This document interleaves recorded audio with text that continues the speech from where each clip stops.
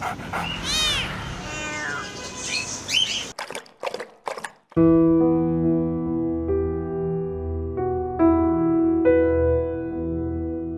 অভিব্যক্তি বোঝাতে ভাষার প্রয়োজন পড়ে না, কানে ভেসে আসতে হয় না আকুতি কিংবা আর্তনাদ। কিছু অভিব্যক্তি নাড়া দিয়ে যায় মানবিক অন্তর্দৃষ্টির দুয়ারে, হৃদয় জুড়ে তোলে হাহাকারের ঢেউ। গ্রীষ্মের দহনকালের এই হাঁসফাঁস তেমনই এক পরিস্থিতি, যা দেখে বুঝতে বাকি থাকে না চলতি দাবদাহ একটু ছেড়ে কথা বলেনি বোবা প্রাণীদেরও। তাপমাত্রার পারদ যখন প্রতিদিনই 40 ছুঁই ছুঁই নাবিশ্বাস অবস্থায় মানুষ, তখন নগরের এ প্রান্তে অনাদরে পড়ে থাকা প্রাণীকুলের খবর রাখার সময় কই? অথচ লোহার খাঁচায় বন্দি জীবনে দাবদাহের আঁচ যেন আরও বেশি কষ্টের, আরও বেশি দুর্বিষহ। লালন পালন নয়, সম্পূর্ণ বিক্রির উদ্দেশ্যেই খাঁচাবন্দি এসব কুকুর, বিড়াল, পাখি। বিক্রেতা থেকে প্রাণীপ্রিয় খদ্দেরের হাতে ওঠার আগ পর্যন্ত সময়কাল তাদের ঠিকানা এই কাঁটাবন। কিন্তু প্রশ্ন হলো, অস্থায়ী নিবাস কতটা প্রাণীবান্ধব? বিকাশে কম খরচে ক্যাশ আউটের লিমিট বেড়ে 50,000, প্রিয় এজেন্টও 2টা।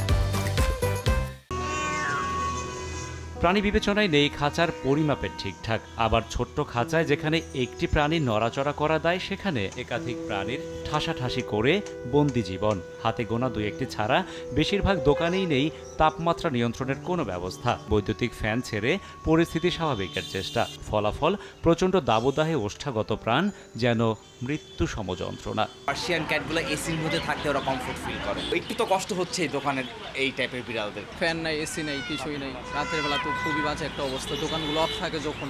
তারা মানে মৃত্যুর সাথে পাঞ্জা লড়তেছে। তারা তো ভালো দাম দিয়ে বিক্রি করতেছে, ঠিক না? তারা এসে করুক, ওইভাবে তাদেরকে যত্ন নেই। তাদের দেখে মনে হয় না যে তারা যে বোঝে যে এদেরও লাইফ আছে অ্যান্ড এদেরও যে আরাম দরকার। দুরন্তপনায় মেতে থাকা প্রাণীগুলোর জীবনে এ যেন বড় এক ছন্দপতন। দাবদাহের সঙ্গে জীবনযুদ্ধের এই লড়াইয়ে প্রতিদিনই হার মানছে কিছু প্রাণী, কিন্তু করার কি কিছুই নেই? এখন যেহেতু প্রচণ্ড গরম, এই জন্য দরকার ওদের এসিতে রাখা, কিন্তু সবাই তো রাখতেছে না। ততক্ষণ পর পর পানি খাওয়াই, খাবার খাওয়াই, গোসল করাই। যদি ঠান্ডায় না রাখে, ফ্যান না ছাড়িয়ে তো রাখে, তাহলে বিড়াল কুকুর মারা যাবে। 2-4-5টা দোকানে মেইনটেইন একটু অন্যরকম থাকবেই, এটাই স্বাভাবিক। আইন কিংবা সংস্থা, প্রাণীদের অধিকার রক্ষায় দেশে কোনো কিছুরই ঘাটতি নেই। তবে প্রশ্ন ওঠে, এই অবহেলা, এই অনাদরের দায় নিবে কে?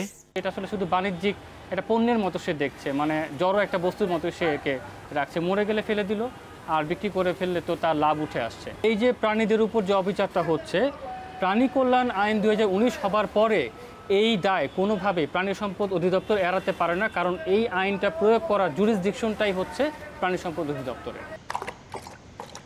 এ তো গেল খাঁচাবন্দি কিংবা গৃহপালিত পশু পাখির অসহায়ত্বের কথা, কিন্তু যেসব প্রাণীর ভাগ্যে জোটেনি কোনো আশ্রয়, দাবদাহের এই সময়ে সেসবের অবস্থা আরও করুণ। স্বাভাবিক সময়ে এখানে সেখানে ছড়িয়ে ছিটিয়ে থাকা পানি পান করে জীবন ধারণ করলেও চলমান খরতাপে সেটুকু শুকিয়ে গেছে অনেক আগেই। তাই তো এক ফোঁটা পানির জন্য এই প্রাণীগুলোর এমন হাঁসফাঁস অবস্থা। সংকটের সময়ে শুধু নিজেদের নিয়ে ভাবনা নয়, বরং অবলয়ী প্রাণীগুলোকে রক্ষার দায়িত্ব মানুষেরই। রাশেদ বাপ্পি, সময় সংবাদ, ঢাকা।